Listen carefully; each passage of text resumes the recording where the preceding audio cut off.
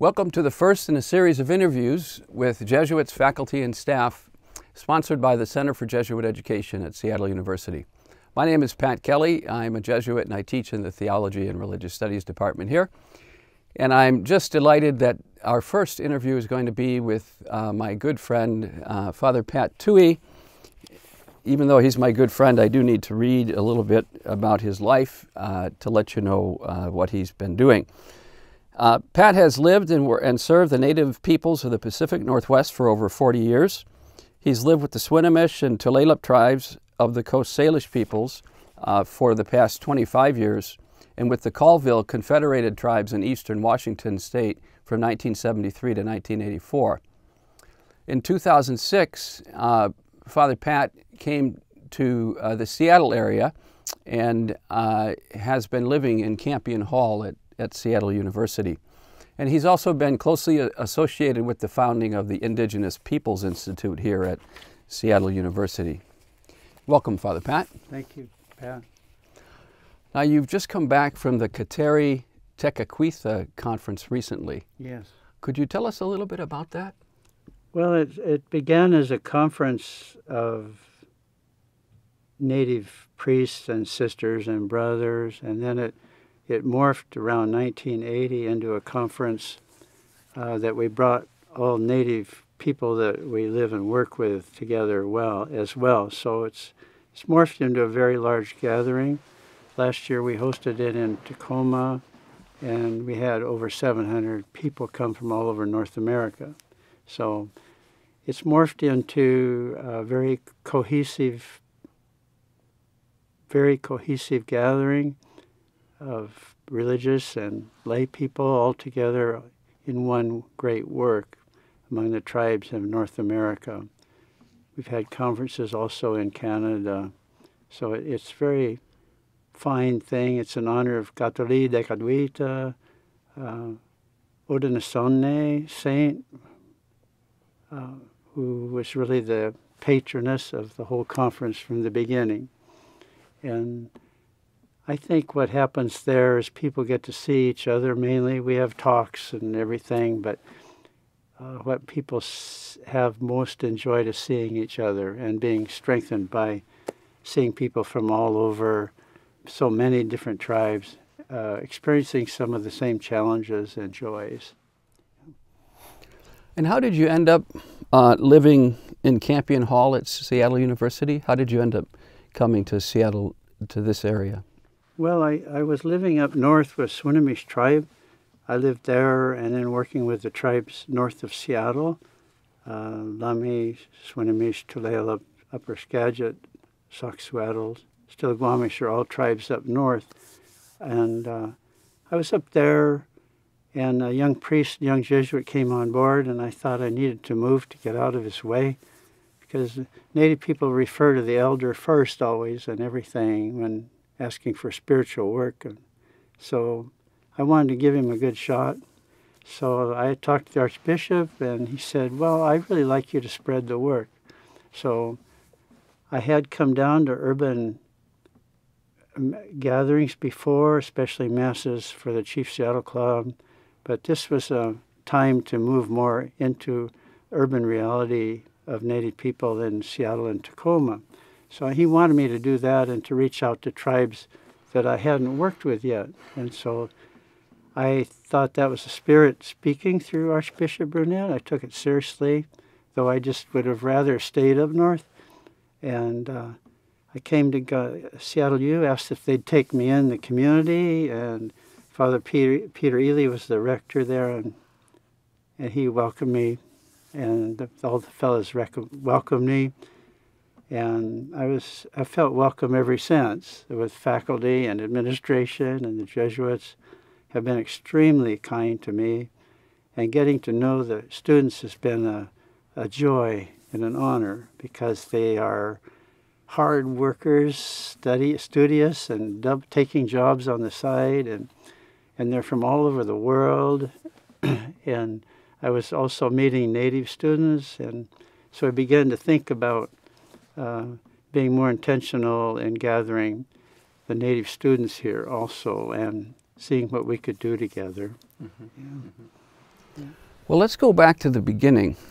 Can you tell me a little bit about your family, and maybe even where they came from, and a little bit about Yakima? You grew up in Yakima, yeah. Yeah, I'm very privileged. I'm a very privileged white boy growing up. I lived in middle class Yakima, a small, mainly farming community in the Yakima Valley.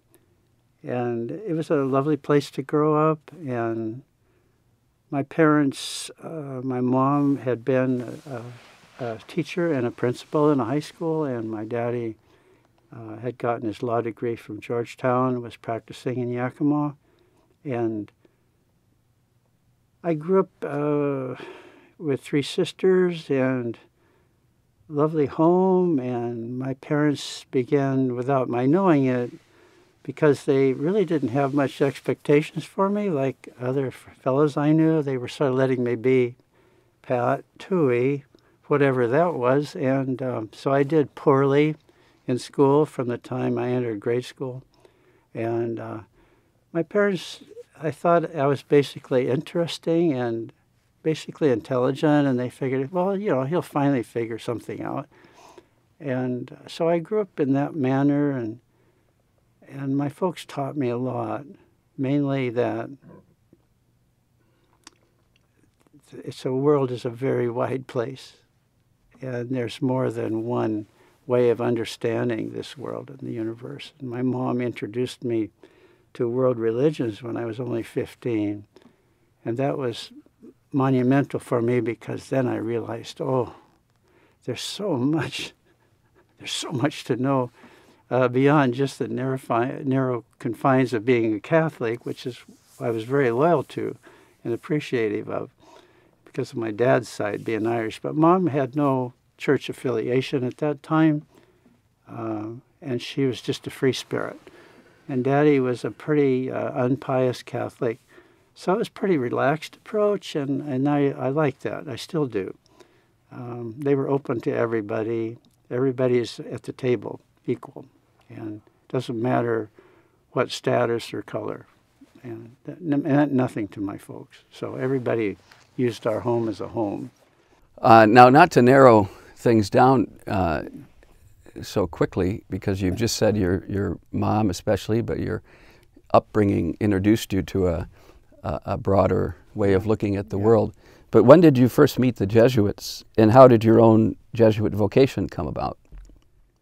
Well, there's sort of a long one for me. First, it has 2 parts, really. The first was me trying to deal with life as a young man.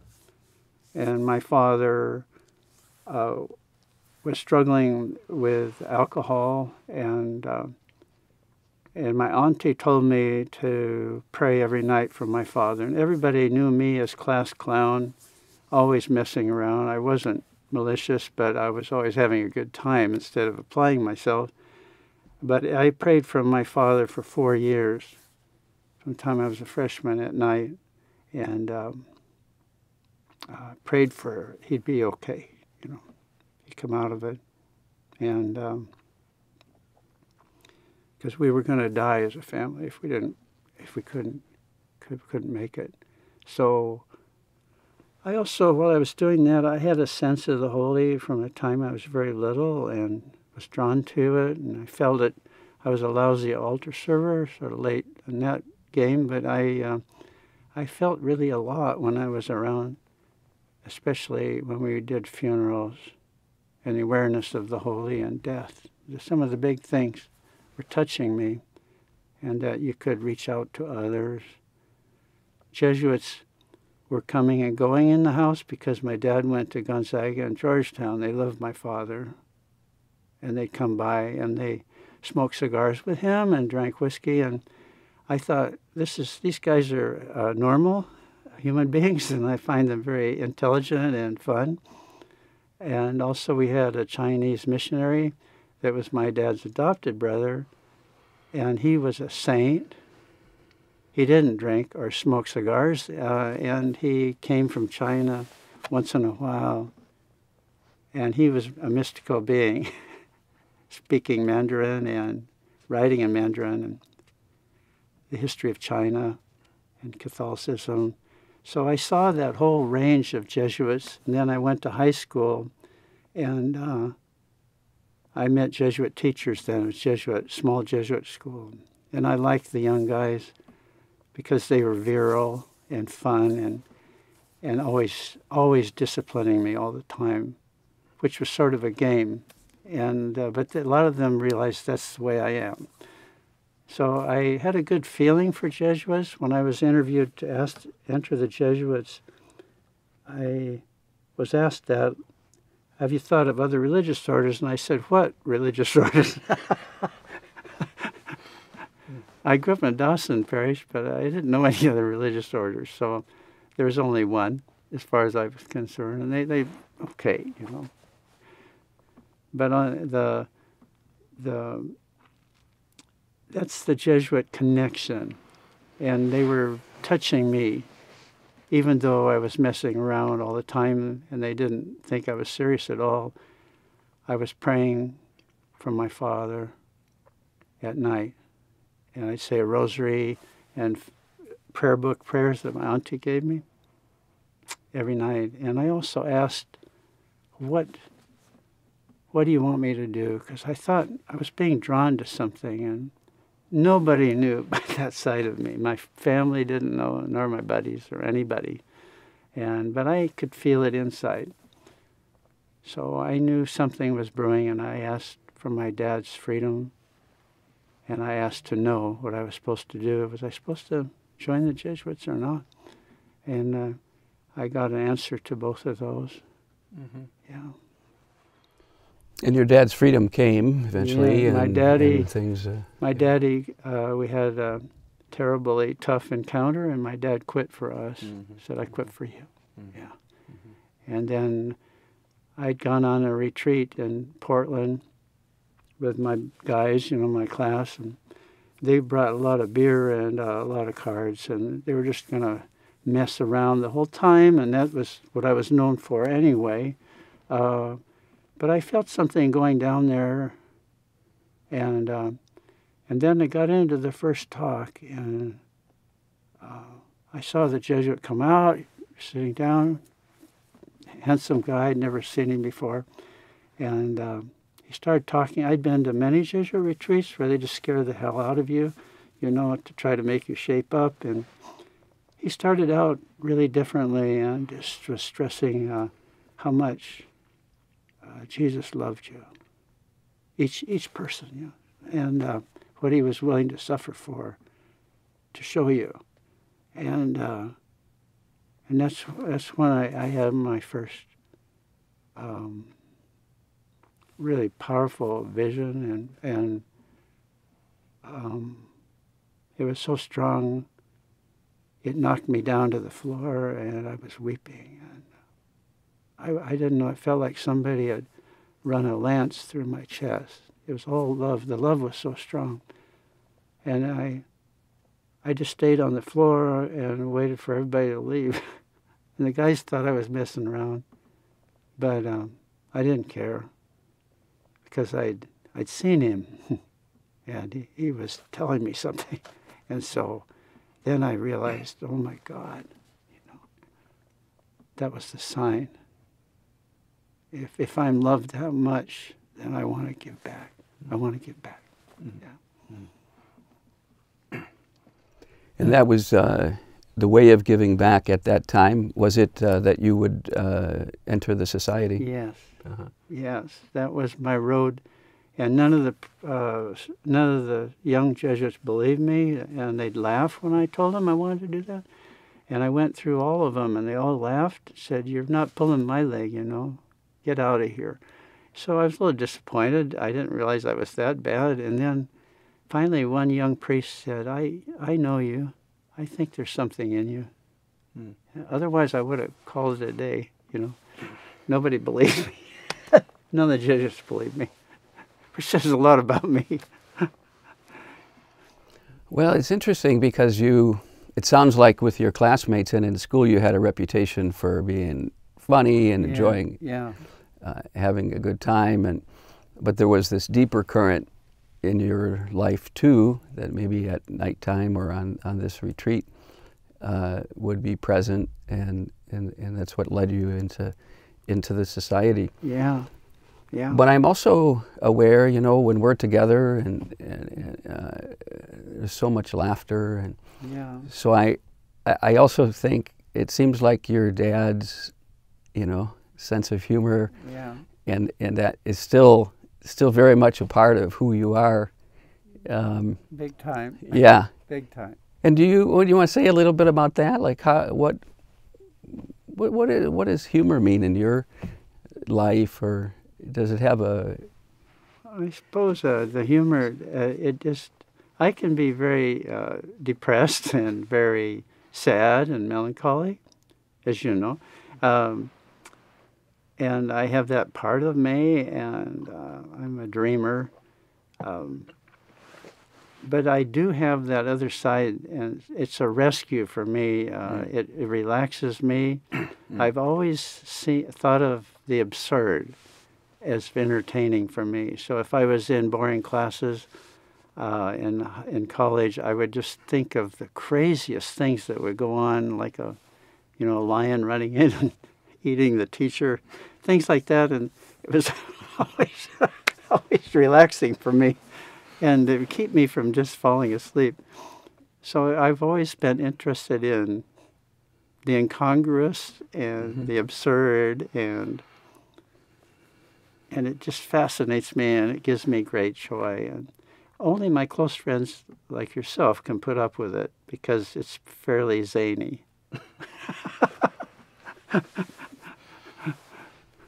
It's wonderful. Well, it's wonderful. Thank you. And it helps me to lighten up, as well. Yeah. So how about your, maybe we could call it vocation within a vocation, to walk with and share life with the Native peoples. How did that develop? Pure intuitions. I have absolutely no idealism about something like that. I think with my feelings, and I had gone out to the res a couple of times when I was in training during summer times, and probably was planting seeds, because I love being there, especially being out of the classroom. And I was supposed to teach catechism. That was in Fort Belknap and on Omak Mission. And both places I did the same thing. The catechism was a total disaster, and we shortened it as much as possible. The kids were bored, I was bored and incompetent. And then we said, let's go, let's go. And we go horseback riding, and chewing tobacco. And one of the kids, like when I was in Omak, my first res experience, I had a boy named Bob Louie he wanted to ride behind me all the time. He was only probably 9 years old. And I'd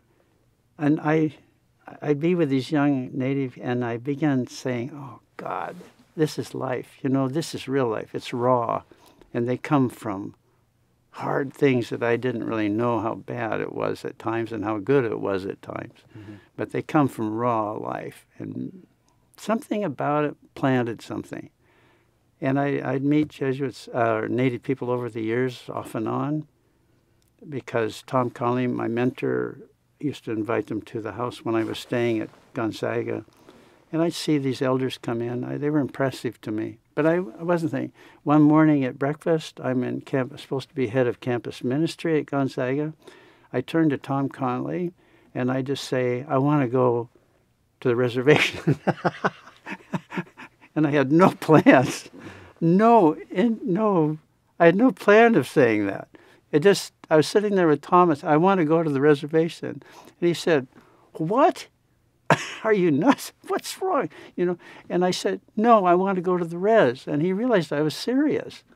And he said, okay, well, Nispil, I'm on the Colville. There's no priest there. They're just, why don't you go there? I said, I want to go there.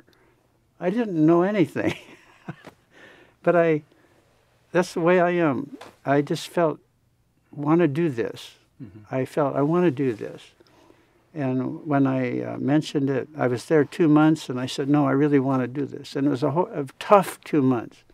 You were at the reservation for 2 months? Yeah, I was in Nispelem. I didn't know anything about anything. I had never been around so much death and violence. And in 2 months, I mean, I saw everything. And because the priest is important to the people, you know, you're called into everything. And I wasn't used to it. So it was a hard 2 months. And then I wondered, could I actually be here? You know, a white guy and a church guy and all this stuff. And it's all, the Indians are the cowboys there. I mean, it's all tough, pretty tough living in loggers. But I wondered, can I actually be with them and be friends? Is that possible? And I thought it was. And actually, after, even in 2 months, people would gradually maybe look at me. They wouldn't even look at me in the beginning, and they wouldn't even talk to me because they don't know me. They didn't know who I was. They got to read you very slowly. Sometimes it takes many years. One grandma didn't talk to me for 8 years, and finally came out of the post office, and she started talking to me. It was like, nothing. But they watch you, and they want to know who you are. And are you going to stick around? Are you going to be here? Are you passing through? And so it worked hard, but I wanted to be there. Mm-hmm. And it helped with my provincial then was Ken Galbraith, and it helped then that Arrupe was saying that's where we should be, mm-hmm. which former times they wouldn't have said. They said, and in former times, if you were sent on the missions, you know, the Indian missions, you were probably you'd done something wrong or you were sort of out of it. Mm-hmm. And in some situations that was true. Most of the Jesuits I met in missions were terrific, you know, but it's, you know, it's prejudice among Jesuits too. Mm-hmm. The lowest rung was to go on the Indian missions. Mm-hmm. I knew that because when I was a novice, even a novice starting the Jesuits, I heard everything else, you know, universities, high schools, white parishes, all that stuff was big stuff. And then the last one would be Native people. Well, that attracts me. Mm-hmm. And once I was messing up in my training and to acting up a little bit, so I remember one of the superiors said, you know, Pat, if you keep acting like this, you're going to end up on the Indian mission, which he meant is it's like, well, you're not going to amount to much then, Pat. You won't hit the university or anything. And but you couldn't have said a better thing to me. Then I said, well, that must be the place where I want to go. You know? You experienced it as a source, as a kind of encouragement to continue on with your ways. Yeah, it just really intrigued me. Yeah, that must be the place for me. And it was. Yeah. And could you say a little bit more about Pedro Arrupe? You mentioned him, that he said that this is the place we should be. Could you just say a little bit more about that? Well, he was, as they say now in retrospect, you know, they're saying he was refounding the Jesuits mm-hmm. and going back to the sources of our spirituality. But the main thing he was doing is preferential option for the poor mm-hmm. and being on the margins mm-hmm. and going where no one wants to go and all those things. Well, he said, no, and, you know, we have our institutions, which are excellent. You know, we have all that. But we want that too. We want somebody out there. And so for me, the out there was the res. Mm-hmm. And it was out there for me. I had a lot to learn. Mm-hmm. But I knew my provincial came to see me, and he wanted to know if I was serious. And I said, yeah, I am. Mm-hmm. I want to stay here. Mm-hmm. And and how would you say your sharing life with the Native peoples has changed you over time as a human being, as a Jesuit? Well, I think it's and they're still working on me. Even now they consider me like an elder, but I don't see myself as an elder because the elders were always older and and smarter and wise and helpful, but I'm not, I don't feel like that. But they put me there. And so I'm still learning, but I think that's precisely it. I think they have tried to make me human, make me a human being. And they accepted me as a human being because I messed up a lot. I made a lot of mistakes, and I hurt people and let people down. And but they knew I loved them. And I was so interested in them. I wanted to learn everything I could about their spiritual ways and who they are. They knew that. That's the way I am. But they held me in my weakness.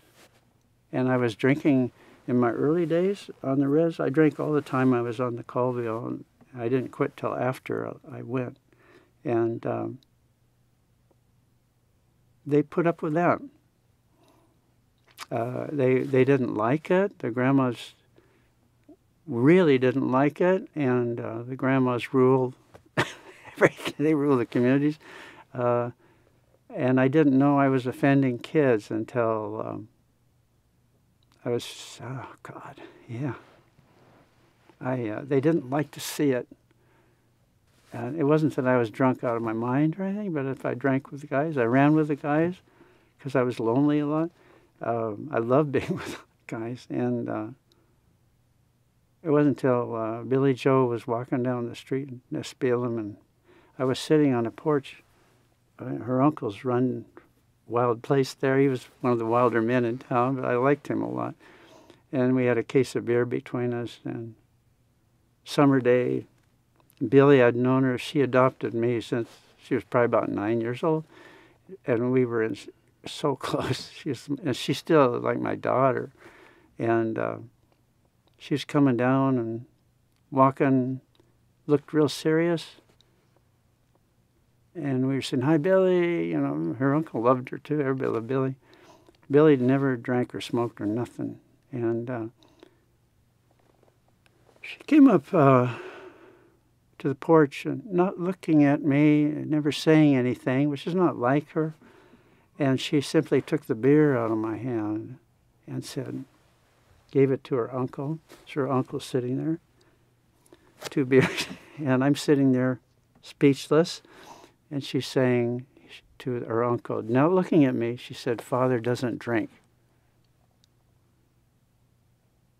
And that was started the... It was only then I realized, as I thought about that, I used to take hours and hours of walks in the woods to try to stay sane. And I realized, oh, yeah, I didn't get it. Every time she saw me dying, because that's what alcohol means. And she loved me. She didn't want to see me go crazy and die. So gradually, I'm a slow learner, just a slow learner, and people have to intervene with me. They have to intervene. Try to keep me on the road, you know. And I've been scolded a lot by grandmas, and it was all necessary. Yeah. The best one was Clara started me out. She said, Clara Covington, who later helped me very much with the first book I was working on.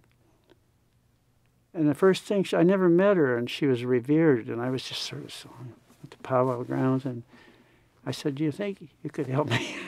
Look, I'm working on some things for the children, and she said, "If you ever grow up, you'll be a good man." That's all she said, and walked away. So they could be tough.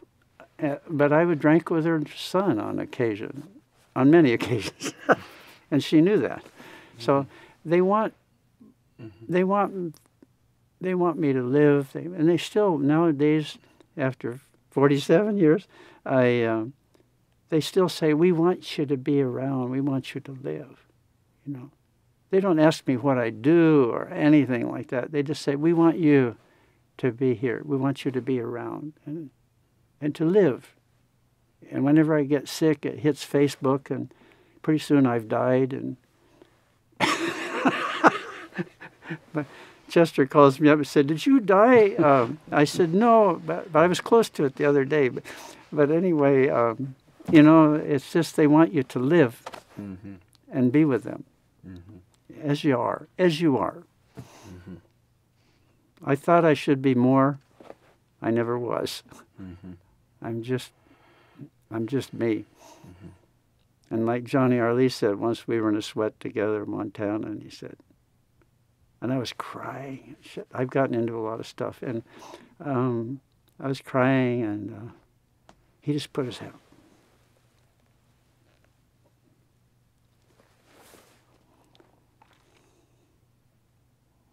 You know, it's okay. It's okay. And we love you as you are. You know. Yeah. Well, thank you for sharing that. Thank you. Yeah. Thank you. So when you've talked with my students, you have shared with them how for many years when you first went to Colville, that it was very difficult for you, and I think there was a lot of suffering that you were seeing, and the dying, and the struggles of the people, and that somehow over time that, I don't know if that changed or became something different, or could you just talk a little bit about that? Yeah, I'd love to. In my early years,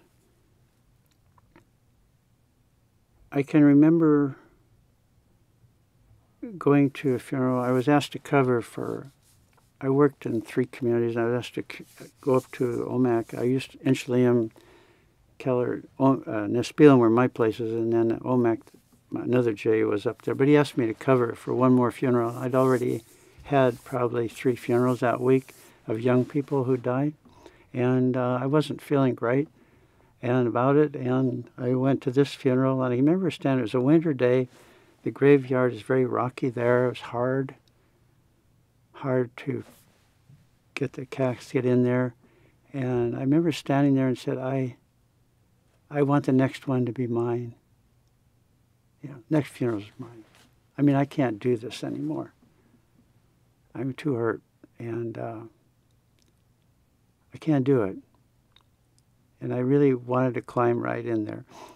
And so that's how intense it could get at times, and how, especially with the death of the young and my friends, you make a friend and then something terrible happens. And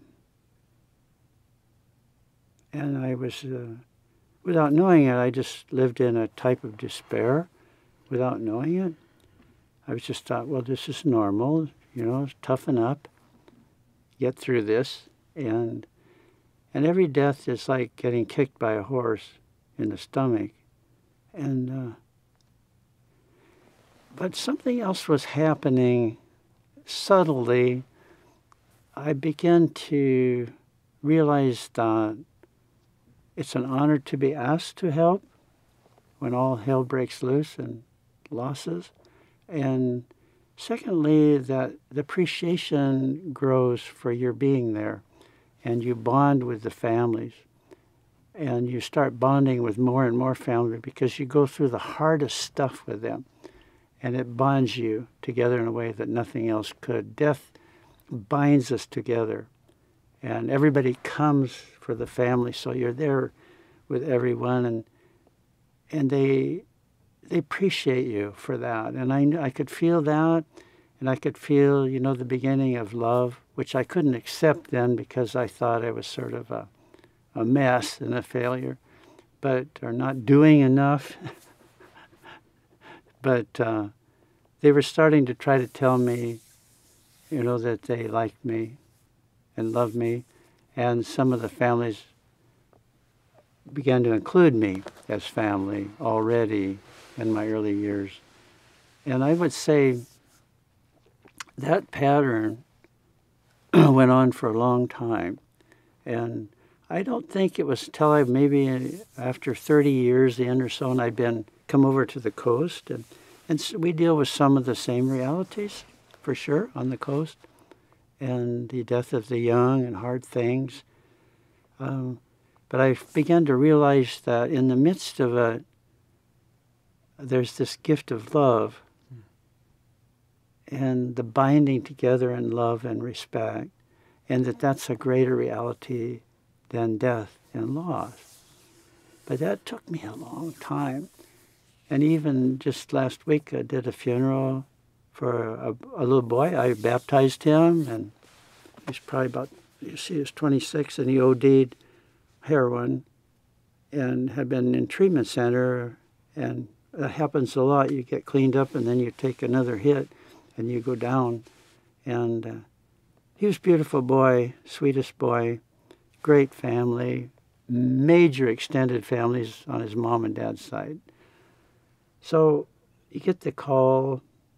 One grandma called me on his mother's side, and I said, "Well, I'll be there. I'm coming right now."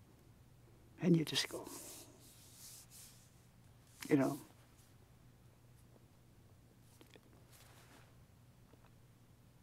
there's no words. So I've been in this a long time, but it's the same in many ways. You don't know what to say, you just be there. And I sat a long time with the mom. We went out and back, just sat there. We weren't talking. She was weeping.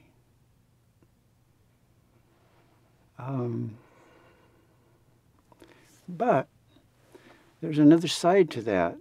There were 30 people there, and then 40 people there, coming, bringing food. They set up tents outside. There's not enough room for people. And the circle gathers around the family. And those parents will never be alone were never alone during the whole process. Somebody's always with them. And so then you see this other miracle starting to happen, the miracle of this great love and respect. And for them, for the people, they accept death better than I do. They understand it as part of life, just part of life, part of the road. And I have a hard time with it, but I'm getting used to it because mine is going to come up pretty soon. So I just, they understand it because they're used to it. And I'm never used to it. But I guess I should be, but I'm not. And I don't know. It kills them, just like everything else, but they know it's somehow part of the all living ones are same road. And you just get through it together. Together you get through it. And I want to get back up to see the parents pretty soon. Yeah. It sounds an awful lot like what you shared earlier about what happened to you when you were 17. Mm-hmm. On that retreat. Never thought of that. That even put you on the floor at that tender age. Yeah. And you had a sense of calling and to enter the society. Yeah, I hadn't thought about that. It's a love that's present in the midst of suffering and death. And yeah, you're absolutely right. I hadn't thought about that, but that's what happened. Maybe that he was getting me ready there, or pulling me. Pulling me. It's interesting to me, Pat, because you said death bonds us together. Mm-hmm. Something along those lines. Yeah. And I'm thinking too of, we've been talking about not drinking, Yeah. I'm thinking of, another spiritual tradition, the 12-step tradition, where when people share their weakness around alcohol or whatever it might be, that somehow that's what bonds them together. Yeah. That it's Yeah. that it's in our weakness or even suffering and death. It's so counter to maybe mainstream or predominant perspectives in the American culture. You know? Yeah, definitely. Yeah. It's so true. Because we're all broken and we're all vulnerable.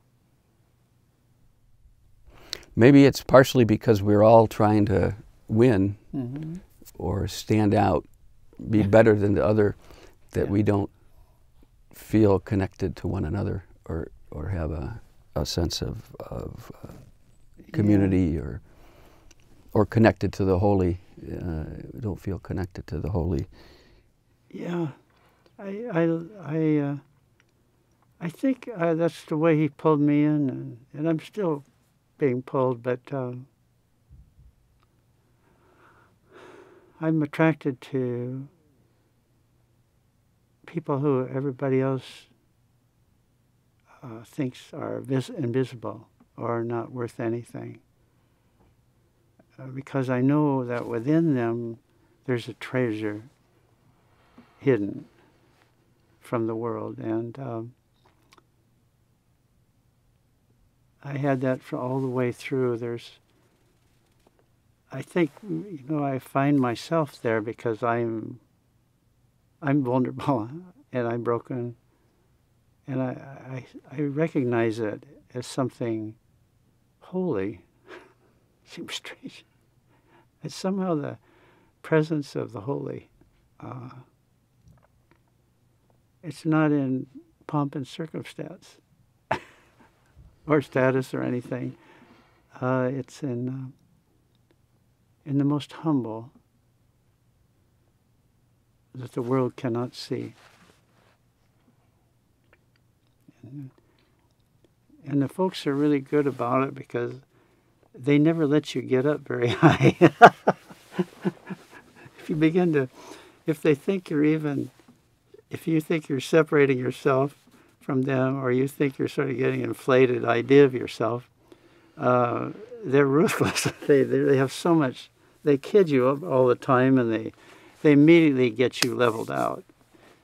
For instance, one of my favorites is Mariah Moses was a magnificent, fierce, powerful grandma at Tulalip tribe, and she took me.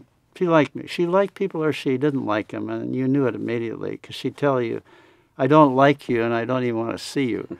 And then if she liked you, she said, well, you can come in and sit here for a minute. And then you say, now you can leave because I want to watch the ball game. But anyway, she was the one who told me this story. And there's a lot of coyote stories, a great mythic figure among tribes on the coast and the plains, everywhere, everywhere. And a great puzzle because he's magnificently spiritually powerful and and he does a lot of stuff in shaping the earth and all the stories and taking care of the people. And at the same time, he's vain, really stupid at times and vain. And the story she told me, she said, Coyote was walking along and he thought he was at his prime, he looked really good and he's beautiful.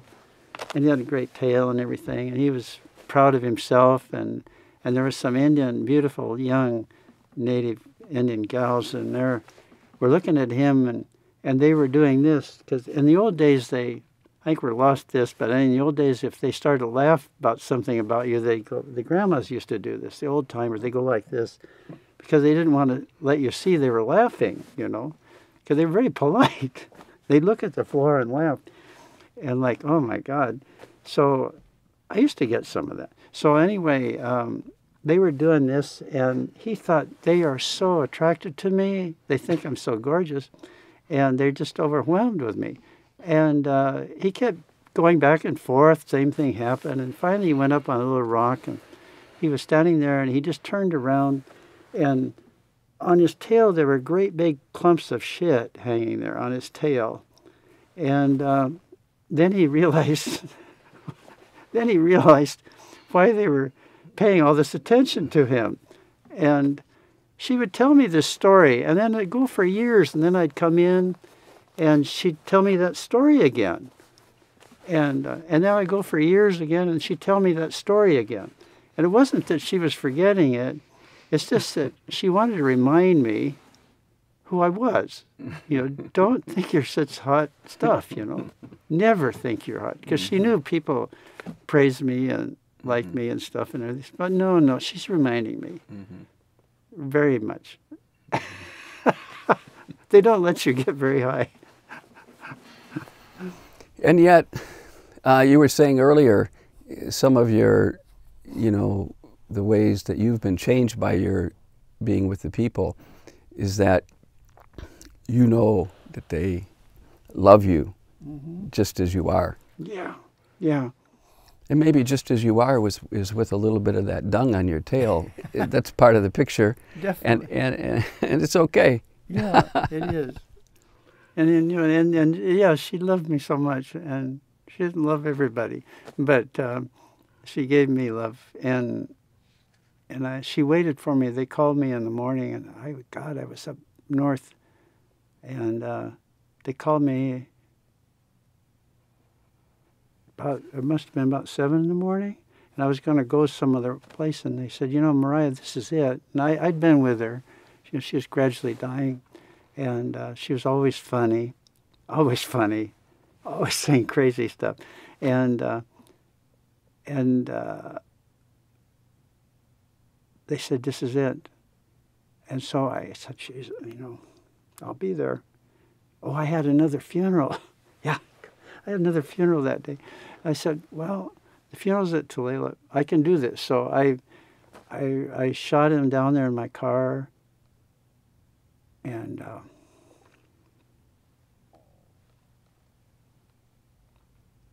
they say,